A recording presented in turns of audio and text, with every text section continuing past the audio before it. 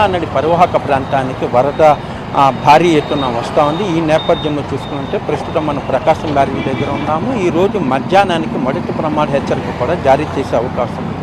ప్రస్తుతం చూసుకున్నట్లయితే ప్రకాశం బ్యారేజీకి మొత్తం 3.57 లక్షల క్యూసెక్ల నీరు ఎగువ నుంచి కూడా వస్తూ ఉంది. దీనిలో చూసుకుంటే ప్రధానంగా ఇటు శ్రీశైలము అటు నాగార్జున సాగర్ నుంచి కూడా దాదాపు 3 లక్షల చిల్లర కూడా నీటిని దిగువ విడుదల చేస్తున్నారు.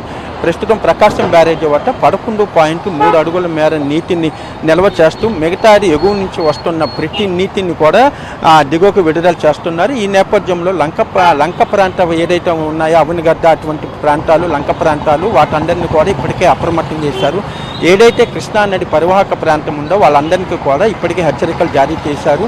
ఇది దాదాపు రేపటికి 7 లక్షల క్యూసెక్లు కూడా వచ్చే అవకాశం ఉంది. ఈరోజు మధ్యాహ్నానికి మొదటి ప్రమాద హెచ్చరిక జారీ చేసే అవకాశం ఉంది. ఈరోజు రాత్రి కనుక 5 లక్షల చిల్లర దాటినట్లయితే ఆ రెండో ప్రమాద హెచ్చరిక కూడా జారీ చేసే అవకాశం లేకపోలేదు. గత నెల రోజులుగా చూసుకున్నట్లయితే ప్రకాశం బ్యారేజీకి ప్రతిరోజు కూడా దిగువకు నీటిని విడుదల చేస్తూనే ఉన్నారు. మునికన్నడు లేని విధంగా 2 తెలుగు రాష్ట్రాల్లో కూడా భారీ ఎత్తున వర్షాలు కురుస్తున్నాయి. ప్రస్తుతం రాష్ట్రంలో అల్పపీడన ప్రభావంతో కూడా విస్తారంగా వర్షాలు కురుస్తున్నాయి. అదేవిధంగా ఎగువను కూడా వర్షాలు కురుస్తుండటంతో 2 తెలుగు రాష్ట్రాల్లోని ప్రధాన జలాశయాలతో పాటు వాగులు కూడా పూర్తి నీటి మట్టంతో నిండినాయి.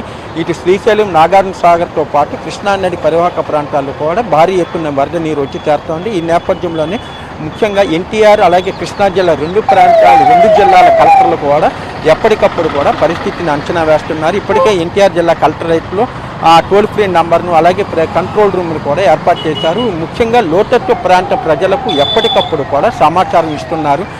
ఒకవేళ భారీ ఎత్తున కనుక వరద నీరు వచ్చేటట్టయితే వారందరినీ కూడా అక్కడి నుంచి నివాసాల నుంచి ఖాళీ చేసి పునరావాస కేంద్రాలకు కూడా తరలించండి కూడా అధికారులు అప్రమత్తమయ్యారు.